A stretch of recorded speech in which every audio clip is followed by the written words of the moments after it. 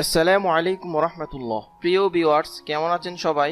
আশা করছি সবাই ভালো আছেন। বেসিক কম্পিউটার কোর্সের এই পর্বে সবাইকে স্বাগতম। এটি হলো 7ম পর্ব, অর্থাৎ 7 নং পর্ব। যারা পূর্বের পর্বগুলো দেখেন নাই, আপনারা ওইসব পর্ব দেখে নেবেন। আমাদের প্লেলিস্টে ধারাবাহিকভাবে দেওয়া আছে।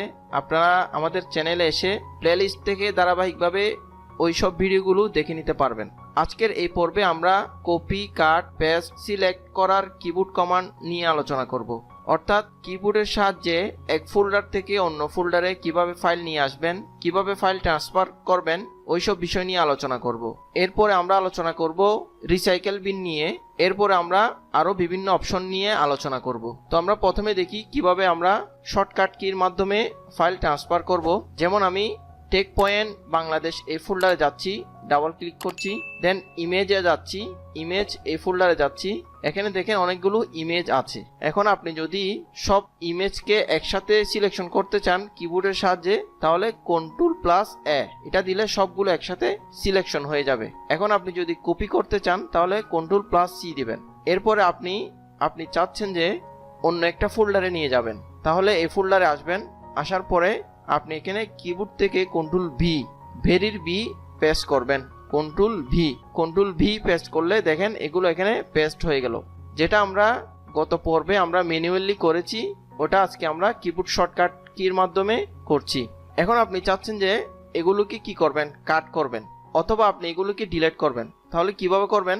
Ctrl+A দিয়ে সিলেকশন করবেন, দেন কিবোর্ড থেকে ডিলিট কি প্রেস করবেন। তাহলে আমার এই ইমেজগুলো ডিলিট হয়ে গেল। আর যদি আপনি কাট করতে চান তাহলে Ctrl+A দিয়ে সিলেকশন করেন, কিবোর্ড থেকে Ctrl+X প্রেস করেন, তাহলে কি হয়ে যাবে? কাট হয়ে যাবে। অর্থাৎ এগুলো এখানে আর থাকবে না। আমি কাট করলাম, কাট করার পর আমি এটাকে কি করছি, মিনিমাইজ করছি, দেন বাংলাদেশ ফোল্ডারে আসছি, দেন কিবোর্ড থেকে Ctrl+V প্রেস করলাম, তাহলে এই ইমেজগুলো এখানে চলে আসছে। যেহেতু আমরা কাট করেছি তাই এই ইমেজগুলো আমরা যেখান থেকে কাট করেছি ওই ফোল্ডারে আর থাকবে না। আমরা একটু চেক করে দেখি। টেক পয়েন্ট বাংলাদেশ এই ফোল্ডারে আসলাম, দেন ইমেজ আসলাম, দেখেন এখানে আমাদের ইমেজগুলো আর নেই। আমরা যদি আবার নিয়ে আসতে চাই তাহলে আমরা বাংলাদেশ ফোল্ডারে আসব, দেন এখান থেকে Ctrl+A দিয়ে সিলেকশন করব, দেন কিবোর্ড থেকে Ctrl+X প্রেস করব, দেন আমরা এটা কেটে দিচ্ছি, দেন টেক পয়েন্ট বাংলাদেশ ফোল্ডারে আসলাম, দেন ইমেজে আসলাম, দেন কিবোর্ড থেকে Ctrl+B প্রেস করছি, তাহলে দেখেন এখানে এই ইমেজগুলো চলে আসলো। এরপর আমরা আলোচনা করব রিসাইকেল বিন নিয়ে। রিসাইকেল বিন কি?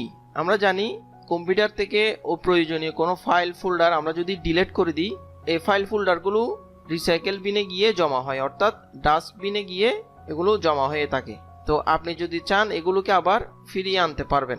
অনেকে প্রশ্ন করেন যে আমি যদি রিসাইকেল বিন থেকে ফোল্ডার, ফাইল এগুলো ডিলিট করি তাহলে এগুলোকে আর ফিরিয়ে পাবো কিনা। তাহলে আমরা দেখি এই বিষয়টা। এটা হচ্ছে রিসাইকেল বিন। আমরা যদি এখানে প্রবেশ করতে চাই তাহলে কি করতে পারি? তাহলে আমরা কিভাবে প্রবেশ করব? এখানে আমরা ডাবল ক্লিক করে মাউসের লেফট বাটন দিয়ে প্রবেশ করতে পারি, অথবা রাইট বাটন ক্লিক করে ওপেনে ক্লিক করতে পারি। তাহলে দেখেন এখানে দিস ফোল্ডার ইজ এমটি, এখানে কোনো ফোল্ডার নেই। এখন দেখেন আমি এখান থেকে যে কোনো একটা ফোল্ডার ডিলিট করছি। যেমন ধরেন এখানে ওয়ালপেপার, এই ফোল্ডারটা আমি ডিলিট করছি। এটা সিলেকশন করলাম, দেন কিবোর্ড থেকে ডিলিট কি প্রেস করলাম, দেখেন এখানে ডাস্টবিনে গিয়ে এটা জমা হয়ে গেল। এই ডাস্টবিন কিছুক্ষণ আগে কি ছিল, খালি ছিল, এখন এটা ফিল আপ হয়ে গেছে। তাহলে আমরা এখানে যাচ্ছি, এখানে ক্লিক করলাম, ডাবল ক্লিক করলাম, দেন এখানে আসলাম, দেখেন এই ফোল্ডারটা এখানে চলে আসছে। আমরা যদি আবার নিয়ে যেতে চাই তাহলে কি করব? রিস্টোরে ক্লিক করলে সেটা এখানে চলে আসবে। দেখেন এখানে চলে আসছে। এখন রিসাইকেল বিন, এই ফোল্ডারটা, এই ডাস্টবিনটা খালি। তো আমরা এটা ডিলিট করছি। ডিলিট করার পরে আবার এখানে আসছি। এখন আমরা যদি এখান থেকে ডিলিট করে দিই তাহলে আমরা এই ফোল্ডারটা আর ফিরিয়ে পাবো না। তো আপনারা এই বিষয়টা অবশ্যই খেয়াল করবেন। ধরেন এখানে অনেকগুলো ফোল্ডার, যেমন আমি বাংলাদেশে এই ফোল্ডারটাও ডিলিট করছি, এখান থেকে BTEB এই ফোল্ডারটাও ডিলিট করছি, তারপর হচ্ছে ফেসবুক দিয়ে যে ফোল্ডারটা আছে আমি ওটাও ডিলিট করছি। এরপর আমি রিসাইকেল বিনে যাচ্ছি, তাহলে দেখেন এখানে অনেকগুলো ফোল্ডার চলে আসছে। এখন আপনি চাচ্ছেন যে ভুলে আমার ফোল্ডারগুলো চলে আসছে, এখন আপনি সবগুলো ডিলিট করবেন না, কয়েকটা ডিলিট করবেন বা কয়েকটা ডিলিট করবেন না। তাহলে দেখেন আমি এই 3টা ফোল্ডার আবার ফিরিয়ে আনবো, তাহলে রাইট বাটন ক্লিক করে রিস্টোরে ক্লিক করব, তাহলে দেখেন এই পাশে এগুলো চলে আসছে। আর আমি এটা চাচ্ছি না, তাহলে আমি এটা সিলেকশন করলাম, কিবোর্ড থেকে ডিলিট দিব। দেন আপনাকে বলছে আপনি কি এটা ডিলিট করবেন নাকি ডিলিট করবেন না। যদি ডিলিট না করেন তাহলে নোতে দেন, ডিলিট করলে ইয়েসে ক্লিক করেন, তাহলে আমার এই ফোল্ডারটা ডিলিট হয়ে যাবে। এই ফোল্ডারটা আমরা আর ফিরিয়ে পাবো না। এখন আমরা দেখব কিভাবে ভিডিও প্লে করতে হয়, কিভাবে অডিও প্লে করতে হয়, কিভাবে ফটো বা ইমেজকে ছোট বড় করে দেখতে হয়, এসব বিষয়গুলো নিয়ে আমরা আলোচনা করব। তো আমরা টেক পয়েন্ট বাংলাদেশে ফোল্ডারে যাচ্ছি। যাওয়ার পর দেখেন এখানে একটা ভিডিও ফোল্ডার আছে, আমি এখানে যাচ্ছি, রাইট বাটন ক্লিক করে ওপেনে যাচ্ছি। এখানে আপনারা দেখতে পাচ্ছেন দুইটা ভিডিও আছে। তো আমি ভিডিও কিভাবে অন করছি দেখেন, রাইট বাটন ক্লিক করবেন, দেন প্লেতে ক্লিক করবেন। আমি প্লেতে ক্লিক করলাম, দেখেন আমার এই ভিডিওটা রান হয়েছে। এখন এখানে দেখেন আপনি চাইলে এখান থেকে পজ করে দিতে পারেন অথবা এখান থেকে স্টপ করে দিতে পারেন। তারপর এখান থেকে আপনি সাউন্ড বড় ছোট করতে পারেন, ঠিক আছে। অথবা আপনি মাউসের হুইলটা সামনের দিকে ঘোরালে ভলিউম বাড়বে আর পিছনের দিকে ঘোরালে ভলিউম কমবে। এরপর আপনি এখান থেকে ক্রস, মিডল মাইস, মিনিমাইজ করতে পারেন। আবার এখানে ক্লিক করলে সেটা পুরো স্ক্রিন জুড়ে দেখাবে। দেখেন একটা সাউন্ড শোনা যাচ্ছে, আপনি যদি এটা বড় করে দেন তাহলে বড় হয়ে যাবে। এভাবে করে ভিডিও প্লে করতে হয়। ভিডিও প্লে করার জন্য একটা সফটওয়্যারের প্রয়োজন হয়। আমাদের কম্পিউটারে ডিফল্ট সফটওয়্যার দেওয়া থাকে অথবা আপনি বিভিন্ন মিডিয়া প্লেয়ার ইনস্টল করতে পারেন। যেমন আমরা এখন যে সফটওয়্যারের মাধ্যমে দেখছি সেটা হচ্ছে বিএলসি মিডিয়া প্লেয়ার। ডান পাশে দেখেন এখানে ভিডিওর কর্নারে আইকনটা দেখা যাচ্ছে, এই যে এটা হচ্ছে বিএলসি মিডিয়া প্লেয়ারের আইকন। আপনি যদি চান আপনি অন্য একটা সফটওয়্যারের মাধ্যমে দেখবেন, তখন সেটা কিভাবে দেখবেন? এক্ষেত্রে আপনাকে ভিডিওর উপর রাইট বাটন ক্লিক করতে হবে, দেন ওপেন উইথ এই অপশনে আসবেন। আসার পর দেখেন এখানে মুভিজ অ্যান্ড টিভি, এটার মাধ্যমে আপনি দেখতে পারেন, অথবা উইন্ডোজ মিডিয়া প্লেয়ার এটার মাধ্যমে দেখতে পারেন। যেমন আমি যদি এখানে ক্লিক করি, এই যে দেখেন এটা ওপেন হয়েছে, এটা হচ্ছে উইন্ডোজ মিডিয়া প্লেয়ারের মাধ্যমে ওপেন হয়েছে। আপনি এটা বড় করে দিতে পারেন এখান থেকে। দেখেন আগেরটা এবং এটার মধ্যে অবশ্যই পার্থক্য রয়েছে। দেখেন আপনি এখান থেকে স্টপ করতে পারেন, ভিডিও স্টপ করতে পারেন, আবার এখান থেকে প্লে দিতে পারেন, আবার এখানে ক্লিক করলে পজ করতে পারবেন। এখান থেকে আপনি সাউন্ড বাড়াতে কমাতে পারবেন। আমি কেটে দিচ্ছি। এখন আপনি চাচ্ছেন যে আপনি নির্দিষ্ট একটা মিডিয়া প্লেয়ারের মাধ্যমে এই ভিডিওগুলো প্লে করবেন, সেটা কিভাবে করবেন? যেমন আমি এই ভিডিওর উপর রাইট বাটন ক্লিক করছি, দেন ওপেন উইথে আসলাম। এরপর আমি চোজ অ্যানাদার অ্যাপে ক্লিক করলাম মাউসের লেফট বাটন দিয়ে। ক্লিক করার পর এই অপশনগুলো আসবে। তো আমি চাচ্ছি যে অলওয়েজ আমি মুভিজ অ্যান্ড টিভি এই মিডিয়া প্লেয়ারের মাধ্যমে আমি দেখতে চাচ্ছি, তাহলে আমি এটাতে ক্লিক করছি, দেন অলওয়েজে ক্লিক করছি, অর্থাৎ চেকমার্ক দিয়ে দিলাম, দেন ওকেতে ক্লিক করছি। এখন থেকে আমরা যা ওপেন করব, যেসব ভিডিও ওপেন করব, এগুলো মুভিজ অ্যান্ড টিভি যে মিডিয়া প্লেয়ার আছে ওটার মাধ্যমে প্লে হবে। দেখেন আপনারা একটু সাউন্ড শুনতে পাচ্ছেন। এই যে আপনি এখান থেকে আপনি আপনার সাউন্ড ছোট বড় করতে পারবেন, এখান থেকে আপনি পজ করতে পারবেন, এখানে ক্লিক করলে বন্ধ হয়ে যাবে। তারপর আপনি এখানে ক্লিক করলে এক্সিট ফুল স্ক্রিন, তখন দেখেন আপনার উপরে এগুলো শো হবে। আবার যদি এখানে ক্লিক করেন, উপরের ক্রস, মিডল মাইস, মিক্সিমাইজ এগুলো দেখাবে না। তো আমি এটা কেটে দিলাম। এখন আমরা অডিও প্লে করব। তাহলে আমি টেক পয়েন্ট বাংলাদেশ ফোল্ডারে যাচ্ছি, মিউজিক এই ফোল্ডারে আসছি। এরপরে দেখেন এখানে কিছু মিউজিক আছে।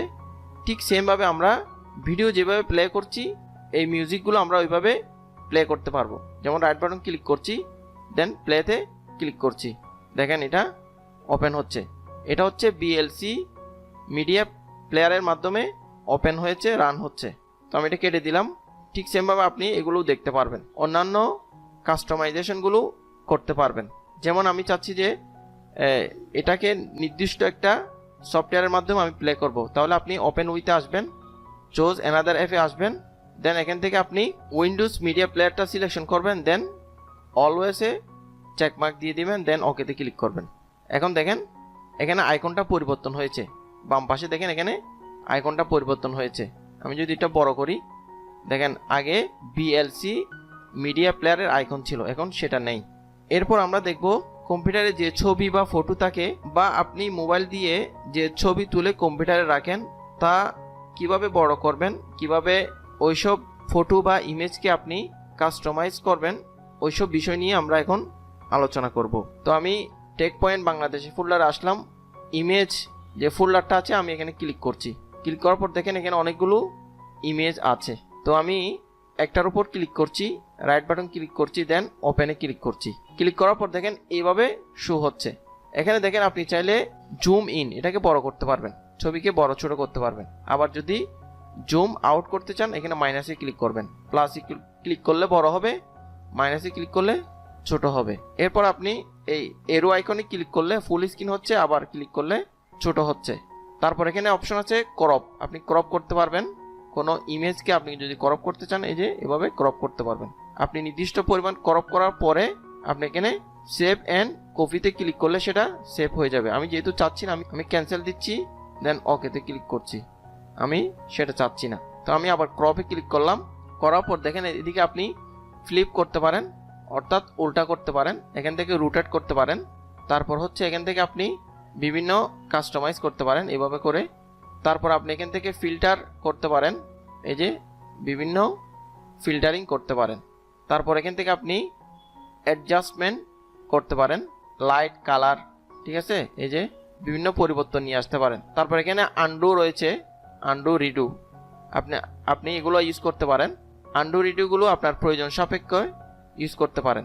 আন্ডু হলে ব্যাকে আসবে আর রিডু দিলে সামনে যাবে, অর্থাৎ আপনি যে সকল কাজ করছেন আপনি যদি ওইগুলোকে পিছনের দিকে আসতে চান তাহলে আন্ডু দিবেন, আর রিডু হচ্ছে সামনের দিকে যদি যেতে চান তাহলে আপনি রিডুতে ক্লিক করবেন।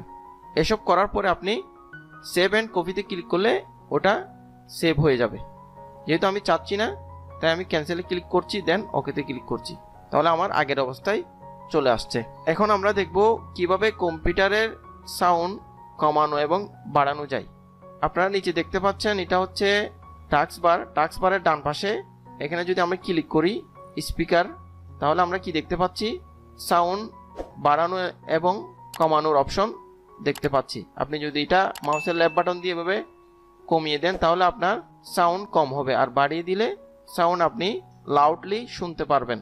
আর এটা হচ্ছে কম্পিউটারের মূল সাউন্ড। আপনি যদি স্পিকারের সাউন্ড বাড়িয়ে দেন, কম্পিউটারের এই মূল সাউন্ডটা আপনি যদি কমিয়ে দেন তাহলে আপনি সাউন্ড শুনতে পারবেন না।